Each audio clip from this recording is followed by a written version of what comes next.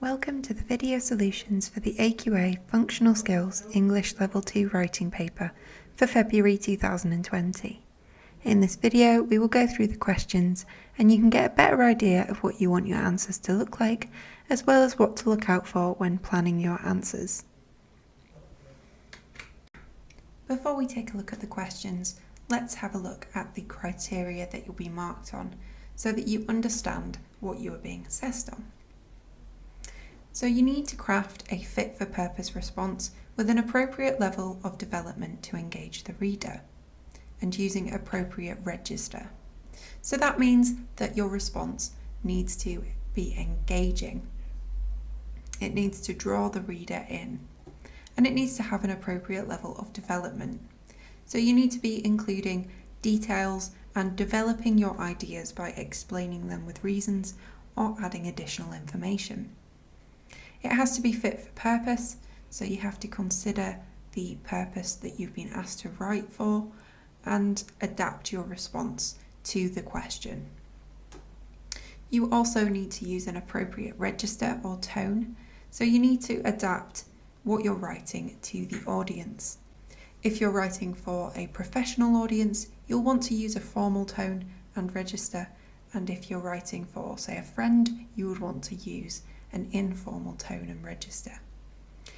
You want to use appropriate formatting and make sure that your answer's the right length. So you'll often be given a word count and you need to try and stay within that. And you also need to include appropriate formatting features based on the text type. So for example, if you're writing an article, you'll need to include a heading, perhaps use subheadings and include paragraphs. You need to use a range of simple and complex words and phrases correctly. So vary the sentence structures that you're using and use a range of words and phrases. Use a variety of sentence structures, including complex sentences, correctly. So again, making sure that both your word choices and your sentence structures are varied throughout the text. Use some longer sentences and shorter sentences. Use longer words and shorter words. And make sure that any words that you're using are suitable for the task. You want to provide a clear and logical sequencing of points in your text. So think before you start writing your answer how you're going to order the points you want to make in a logical way. And you need to include an appropriate level of detail for the purpose. So read the question carefully and think about appropriate details that you can include in the answer. We also need to consider spelling, punctuation and grammar. So make sure that your spelling is correct and can convey your meaning effectively. Try to use specialist words in your answers as well that are adapted to the specific purpose of the text. You also need to demarcate your sentences correctly. So that means that you're using capital letters at the start of each sentence and full stops at the end. And you need to be using a range of other punctuation correctly. So for example, you want to be using commas and apostrophes accurately. You need to use these markers to ensure smooth and efficient reading. So make sure that your punctuation is helping the reader rather than hindering them when they're reading. So helping to make your meaning really clear. You need to make sure that you have few grammatical errors. So all of your writing needs to make sense. You also need to use modality devices appropriately.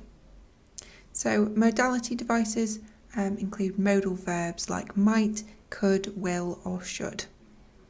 So make sure that you are doing that correctly and make sure that you have some subject-verb agreement within your answers. So for example, you would say I think, but you would say he or she thinks. So you need to make sure that you're changing verbs depending on the subject that you're using. So make sure that your spelling, punctuation and grammar are accurate, as well as having a good composition for your text. Question 1. You were given the following card by a friend. If you have had an accident at work or elsewhere through no fault of your own, you may be entitled to compensation. Contact us via email at sbd.law@email.com. Send us some brief details of your accident and we'll review your case. If we can help you, we will. Smith, Bridges and Dean Solicitors. Confidential advice, professional service, no fees to pay. You have had an accident and decide to contact the above solicitors. Write an email to the solicitors reporting your accident. The email should be approximately 150 to 200 words. Remember to plan your answer, use correct spelling, punctuation and grammar, and write clearly and effectively. So in this question, we need to start by identifying the text type that we're being asked to write. So we need to write an email, and that will give us an indication of what formatting features and what kind of purpose this text will have. So the purpose of the text, we need to report an accident. And because we are contacting a solicitors who might be able to help us, we want to explain the accident in detail, writing approximately 150 to 200 words. So make sure you stay within that word count.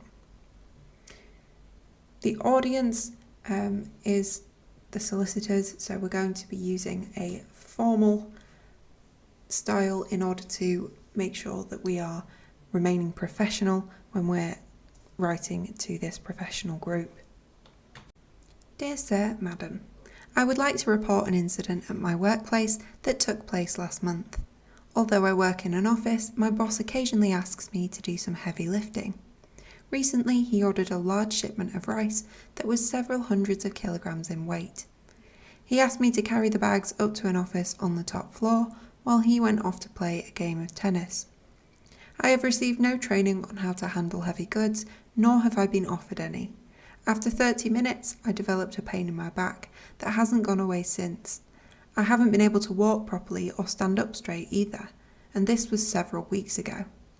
I have had to miss several days of work to visit the hospital, which my boss refused to pay for since I am on a 0-hour contract. Am I entitled to any compensation for my loss of income, or would you advise me to quit this job? Yours sincerely, Bill. So how does this answer meet the marking criteria? Well, we've got the correct use of capital letters and full stops throughout. So in every single sentence, we have a capital letter at the start of the sentence and a full stop at the end. We also have used capital letters every time we've written the word I, and for proper nouns such as Sir, Madam, which is a title, and Bill, which is someone's name. So make sure that you're using capital letters and full stops correctly in your answers. We've also got lots of commas that have been used in this piece. So although I work in an office, then we've got a comma, my boss occasionally asks me to do some heavy lifting.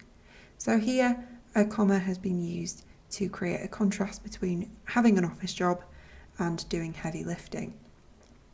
Commas can be used to add additional information, contrast information, and just sort of add your own opinions and ideas to the end of a sentence. So make sure you're trying to use commas to link your ideas together. If you're unsure when to use them, then read the answer out loud, and every time you take a breath, you'll probably need a comma. We also have a semicolon, which has been used to join related sentences together. So we've got, after 30 minutes, I developed a pain in my back that hasn't gone away since. And then the next part of the sentence is very much connected to that. Even though this makes sense on its own, we have added an extra piece of information at the end there using that semicolon.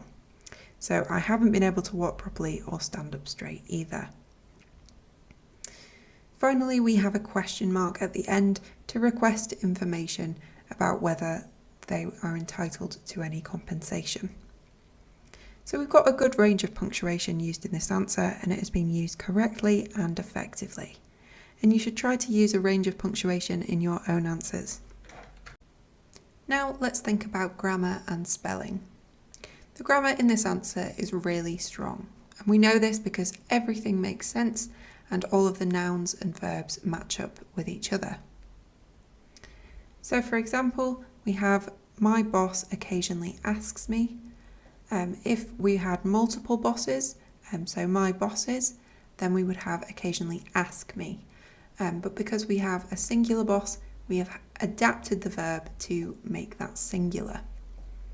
My boss asks and multiple bosses ask. So each sentence needs to make sense on its own, and you need to make sure that your nouns and verbs match up just like that. You also need to make sure that you're spelling correctly and trying to use some longer, more specialist words. The spelling in this answer is correct throughout, and we have a few more difficult to spell words. So for example, we have compensation, we have sincerely, we've got incident, and we have shipment. So we've included some specialist words in there and some words that are a bit more difficult to spell. Make sure that you are comfortable with spelling before the exam and you are practicing your spelling so that you spell everything correctly. It's also a really good idea to check your spelling after you've finished writing your answer. Good spelling and grammar will make sure that your writing all makes sense and everything is clear. Make sure that you read through your answer carefully to make sure that every sentence will make sense to the reader. You could even get someone else to read a practice answer to ensure that they fully understand what you're trying to convey. Your answers will also have to include appropriate details and be an appropriate length. So sometimes we'll be given a word count in the question, and in this question we have been asked to write 150 to 200 words. This answer is appropriate because it meets that word count. We've also got a range of details that are relevant to the question. So we've been asked to report an accident at work, and that has been done here. So they've given some details about an accident that happened. So what happened in this paragraph here, they've explained that they were carrying some heavy bags, and then they've explained that they haven't been trained to handle heavy goods, and the accident that happened was they eventually developed a pain in their back and they haven't been able to walk properly as a result. And then finally they've given a few more details about having to go to the hospital, and they ask for whether they're entitled to any compensation. So if we go back to the question, we saw that they will review our case, they will tell us if we are entitled to that compensation, they will help you if they can. So requesting that help is really effective in this email. Now to add details, you can add any information or explain your ideas with reasons, but make sure that any details that you add are really closely related to the question. If you're struggling, go back to your plan and come up with some more ideas using a mind map, and then figure out a way to fit them in a logical order into your answer. You'll also need to consider formatting and organisation. So you need to choose an appropriate range of organisational features. These are sometimes called formatting features that you can use in your writing to make it clearer and break it up into different sections. Now the formatting that you use will depend on the text type that you're writing, and here we know that we have to write an email. So what do we need for an email? Well, we need a subject line, and we've really helpfully been given this template to help us out and indicate that we need a subject. And a subject line should just summarise in a few words what the email is about. So in this case, workplace incident. Then we have Dear Sir, Madam, a polite address to the reader. And then we have a sign off. Now this student has written yours sincerely. Now this is inaccurate. So because we don't know the name of the person that we're writing to, we would use yours faithfully rather than yours sincerely here.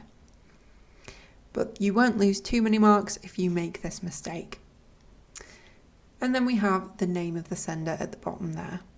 So make sure that you're including your subject line, you've got a polite address, a sign off and a name for an email.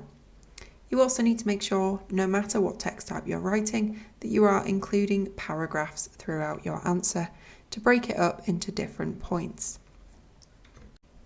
Using paragraphs can also help to make your answers cohesive and help them to flow in an effective way. So this answer flows really well. We've got an introduction as to what the email is about, and then an explanation about the incident that happened. The third paragraph follows on in a chronological order and adds more details about the incident and its impact. And then finally, in the fourth paragraph, we have a further explanation of the impact of the incident and a request for information and assistance. So everything flows in a really logical way and it all connects together. Cohesion is also achieved through the use of connective words and punctuation. So for example, we have although. Now that's been used in this sentence to create a contrast, so to connect ideas together. In each paragraph, we have sentences that flow on from one another. So in the first paragraph, we have, although I work in an office, my boss occasionally asks me to do some heavy lifting. So we know that the next sentence is going to follow on from this and talk about that heavy lifting. Recently, he ordered a large shipment of rice that was several hundreds of kilograms in weight, and he asked me to carry the bags up to the office.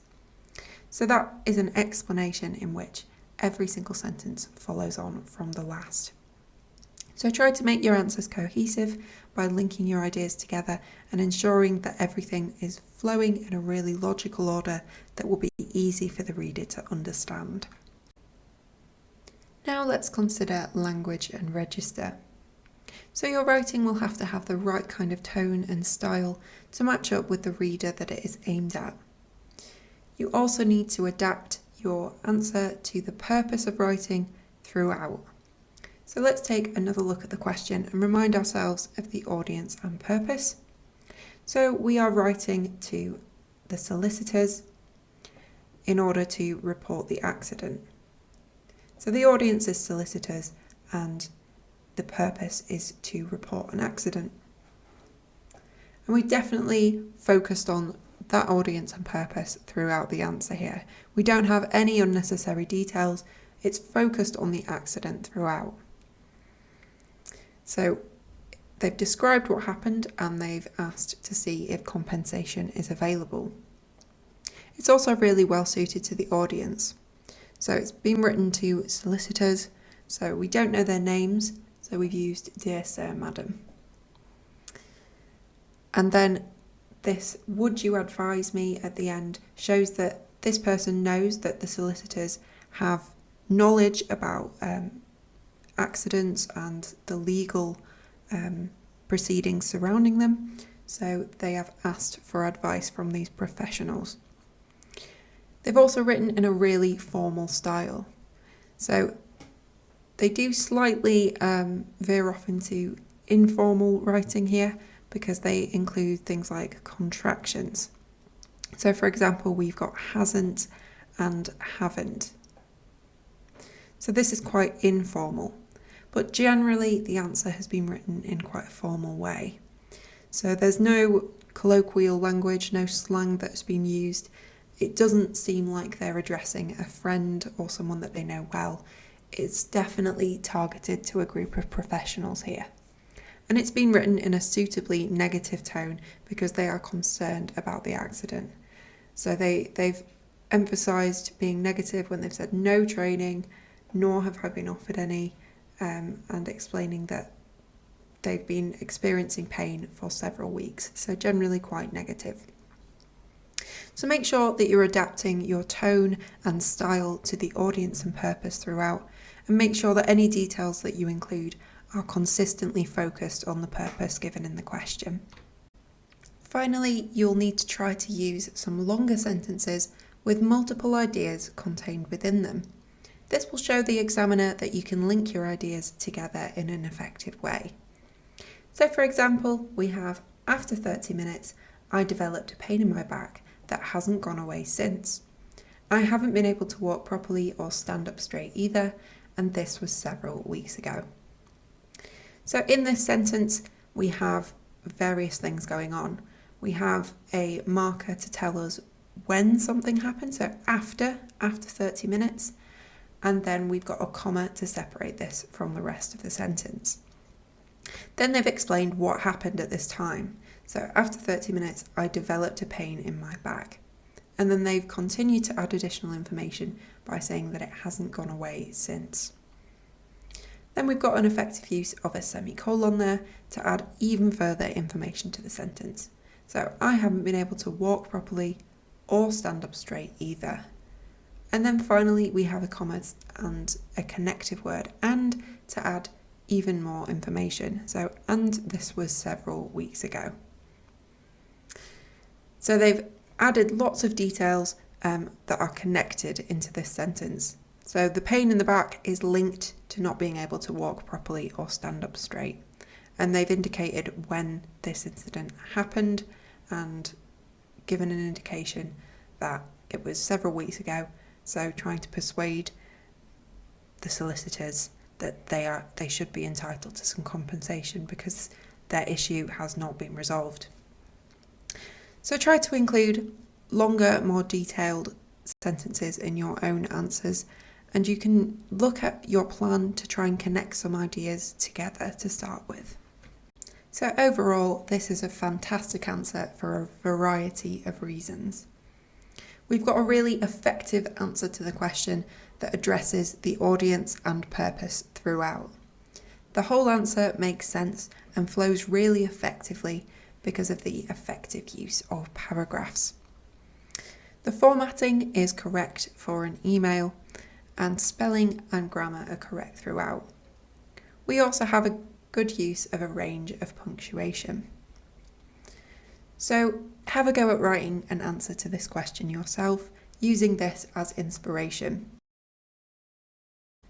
And then once you've finished your answer, go back to the mark scheme and have a look to see if you have ticked every single box and addressed all of the criteria. So now let's take a look at the second question. You have read the following notice in your local free newspaper. Branby Council Community Funding. Declarations of Interest. The council is seeking to use some of its budget to fund activities that will help the local community. We are happy to provide funding for the following: sport, arts, entertainment, wildlife conservation, environmental improvement, skills development, catering and community fashion. We expect the funding to go to groups and not individuals. Also, we cannot fund new buildings. Our maximum award would be in the region of £20,000. In order to access these funds, we invite declarations of interest by letter. Please tell us about your group, what you hope to do, how this would help the community, and how much money you would hope to receive. Write to Clarissa Jennings, Community Development, Town Hall, Branby. You are a member of a community group and wish to access the council funds. Write a letter explaining what your group does and why you wish to gain funding. Okay, so we've got quite a long question here with lots and lots of different details to consider.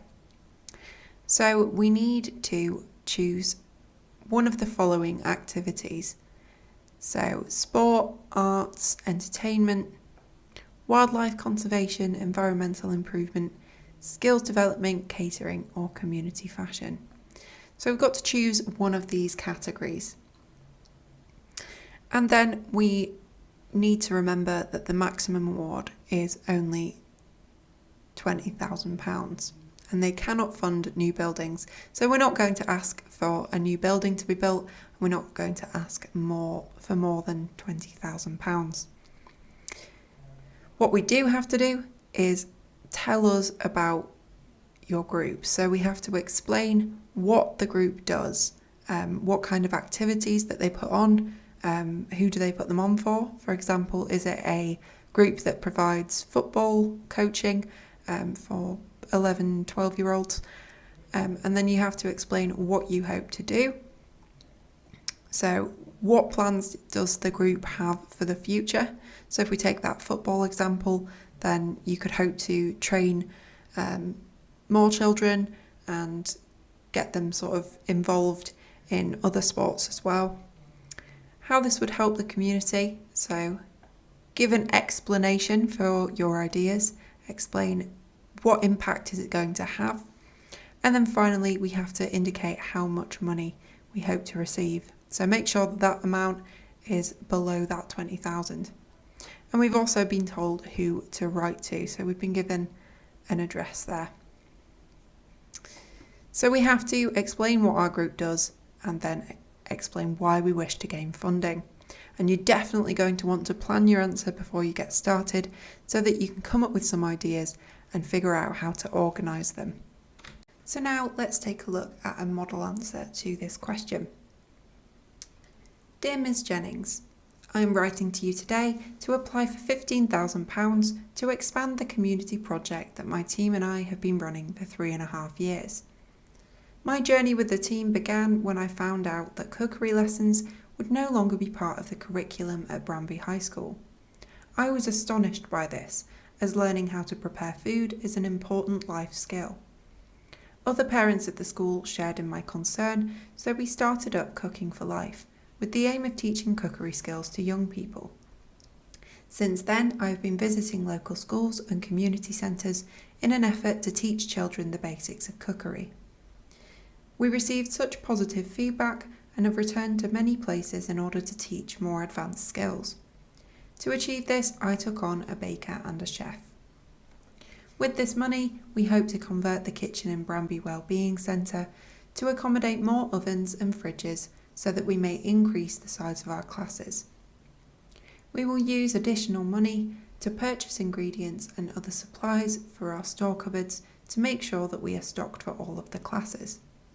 The value of this will be great, since working mums and dads will be able to rely on their children to cook for themselves. We will also be able to introduce healthy and exciting meals to those who have fallen into a routine with their daily cooking habits. I hope that you will consider our application for funding and please get in contact if you have any questions. Sincerely, Gertrude Stiles. So let's consider how this answer meets every part of the marking criteria. What makes it a good answer? And we'll start by looking at the punctuation that has been used. So at the start of every sentence, we've got a capital letter, and at the end we have a full stop. Now this is really important because you need to be able to show your readers where the sentence starts and ends to make it really clear for the reader. We've also got capital letters used for the word I. That's really important. Whenever you use the word I, that needs to be a capital letter. And we have capitals for proper nouns as well. So proper nouns include things like people's names, so Clarissa Jennings is capitalised there, and places, so Branby has been capitalised as well, and organisations, so we have Branby High School, which has been capitalised. Now, because we are talking about a specific high school with a specific name, we need these capital letters. If we were talking about any high school, then we wouldn't need capital letters on high school there. We also have commas that have been used in the answers to separate out different parts of sentences, otherwise known as clauses.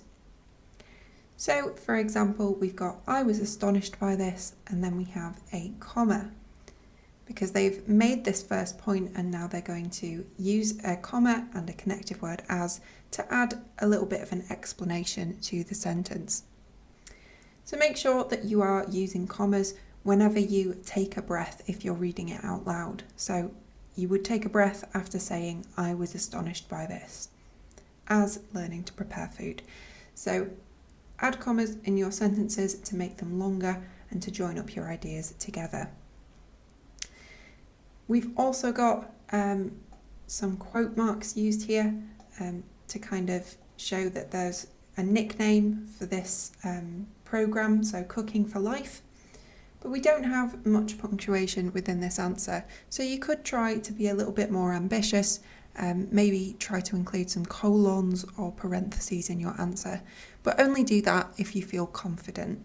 It's the most important that you focus on getting capital letters, full stops and commas being used correctly in your answers. And also, if you've got any apostrophes, make sure that you're using those correctly as well. Now, we do have one comma that is missing in this answer, and that should be here. So remember that whenever you're writing a letter or an email to somebody, you will need a comma after addressing them. So Dear Ms. Jennings or Dear Sir Madam, and then you will need a comma there. Next, let's consider grammar and spelling. Your sentences will need to be accurate and make sense on their own. Often the best way to make sure that everything makes sense is to imagine someone reading the answer out loud. We've read this out loud and everything made perfect sense, so we know that the grammar is accurate. We've also got nouns that agree with verbs. So what does that mean? For example, we have I was astonished by this.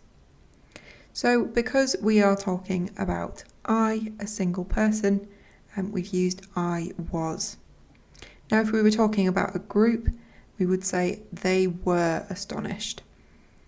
So just make sure that the noun and the verb match up together, just like that. We've also got a good use of tenses in this answer. So we've got the use of past tense in this part of the answer to explain the project that they started and what happened. And then finally at the end we turn into future tense to explain what they will do if they get the funding. So try to use tenses appropriately in your answer and only use a range of different tenses if that's appropriate for the question. Spelling is also accurate throughout this answer, and we've got some more difficult to spell words that have been included here. So for example, we have concern, a little bit trickier to spell, and we've also got received, another difficult word with the I and E rule after C. And we have accommodate. So make sure that your spelling is correct and try your best to spell some more difficult words such as these. If you are struggling with your spelling, if you are not confident, then practice your spelling again and again. And if you struggle with longer, more difficult words, then just don't include them in your answer. Try to come up with a word that has the same meaning. So if you didn't know how to spell accommodate, you could put include instead. Accurate spelling, punctuation and grammar means that this answer is very clear and everything makes sense. So when you write your own answers, give it a quick read through and make sure that everything is making sense to you, and maybe give it to a friend as well if it's a practice answer, and they can have a read through and see if it makes sense to them. Your answers will also have to include appropriate details and be an appropriate length for the question. So if we take a look at the question, we need to check if there is a word count given. And the question doesn't specify a word count. So what do we do? Well, we know that we're going to be having to write somewhere between 150 to 300 words for each answer in our exams. And we want to include a large enough range of relevant details to fully answer the question. So this answer uses appropriate details because it is addressing all of the aspects of the question that have been mentioned here. They've told us about the group, what they hope to do, how it would help the community, and how much money they would hope to receive. So let's take a look and see how they've done that. So they've given an explanation about their group and what they do. And then they have moved on to say what they hope to do with the money and why this will be valuable. The value of this will be great since working mums and dads will be able to rely on their children to cook for themselves, and people can have healthy and exciting meals. We've also got the amount of funding that has been asked for. So they're asking for £15,000. So they've satisfied all the different parts of the question there. So make sure that you go back to the question when you've finished your answer and you have ensured that you are answering every single part effectively. Don't include any irrelevant details and try to stay on topic throughout your answer. If you're struggling to add any details, then just go back to the question, go back to your plan, and come up with a range of creative ideas that you can add. Now let's think about how the answer has been formatted. So we know that we've got to organise our answers depending on the text type that we've been asked to write. So what are we writing here? Well, we're writing a letter. What organisational features, what formatting features do you need for a letter? Well, you need the address and name of the sender at the top here. So we've got Gertrude Stiles, Castlefield Avenue. Make sure that is in the top right. And then underneath that, you'll need to include the date. Then we need the name and address of the person that we're sending it to, the recipient. And that needs to be aligned to the left and beneath the address of the sender and the date. We then need a polite address. So here we've got Dear Ms. Jennings. And because we know Ms. Jennings' name, we have used sincerely as a sign-off.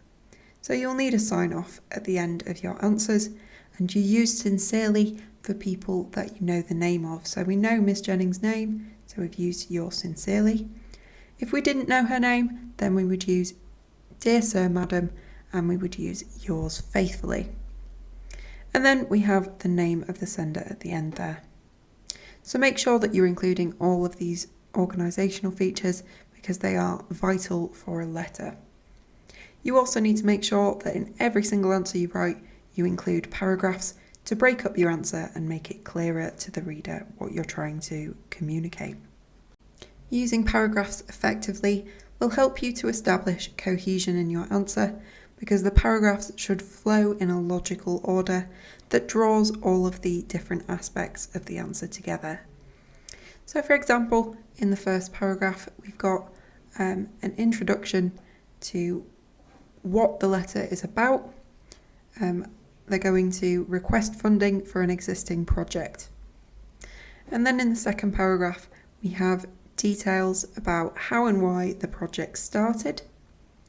And then the third paragraph develops on this, explaining how the project evolved over time, and it indicates the impact that has been made in the local community. Paragraph 4 explains what Gertrude will do with the money and what the impact will be. So if they increase the size of their classes, they've got enough ingredients in the store cupboards, then it will have this impact on the community. And then finally, we have a polite repetition of the aims of the email before signing off. So that flows in a really logical order that makes sense to the reader. We've also got a great use of connectives and temporal phrases to link the ideas in sentences and paragraphs together effectively.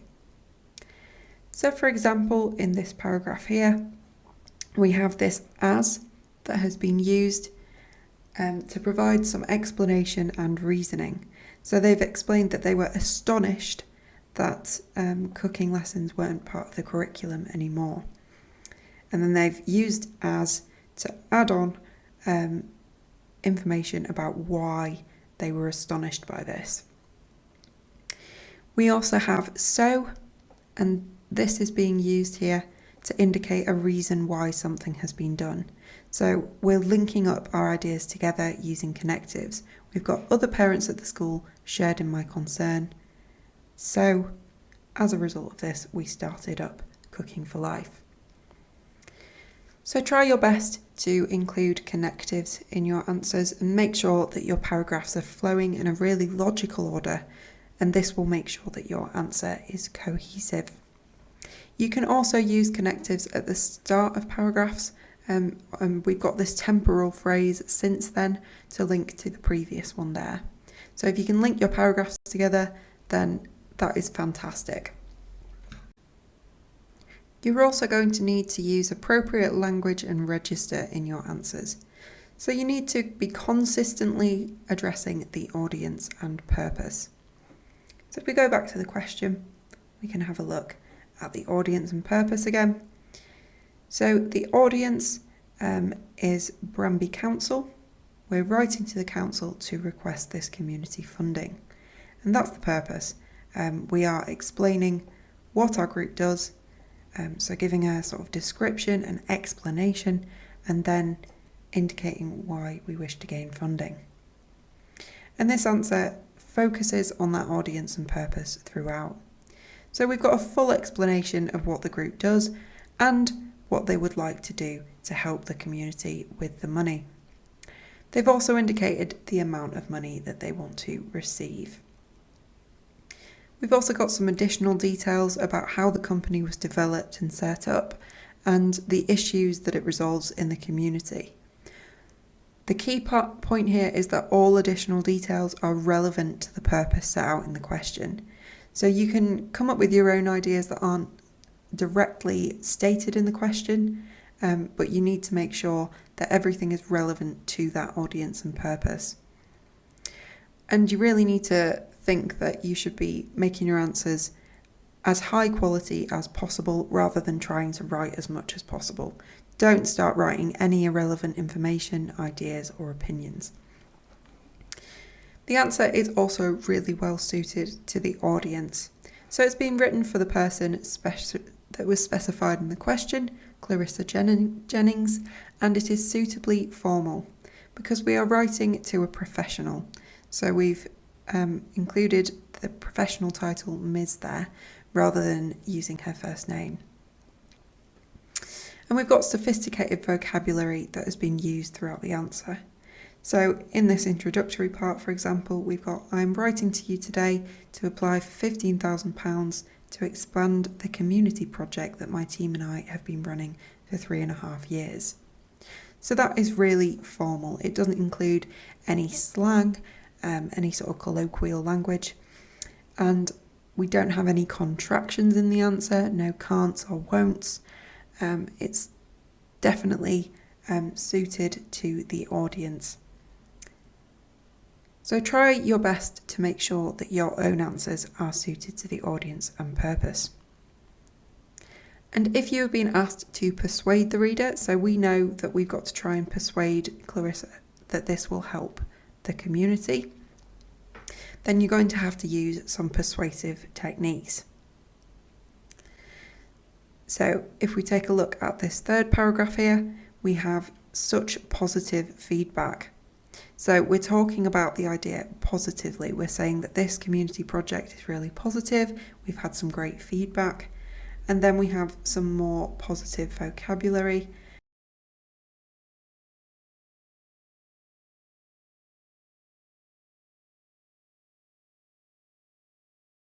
So we've got the value of this will be great. And we've got healthy and exciting meals. So we're using some emotive, some persuasive language to try and encourage the reader to agree that this is a fantastic project and should be funded. As well as making sure that your answers are adapted to the audience and purpose, you'll have to try and include some longer sentences that contain multiple ideas within your answers.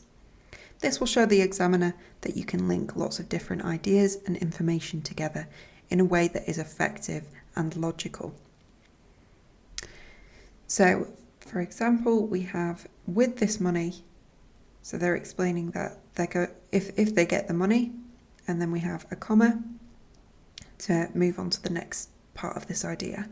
So, if they get the money, we hope to convert the kitchen in Branby Wellbeing Centre to accommodate more ovens and fridges. So they've explained what they want to do with the money there.